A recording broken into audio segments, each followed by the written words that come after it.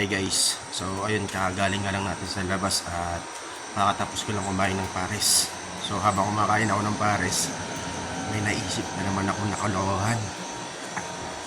Natutulog kasi si Ayo. So umiral yung aking, alam niyo na. So magtitiripan natin si Ayo. Eto na.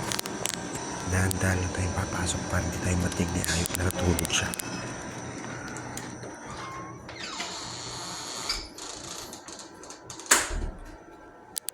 Doon siya natutulog.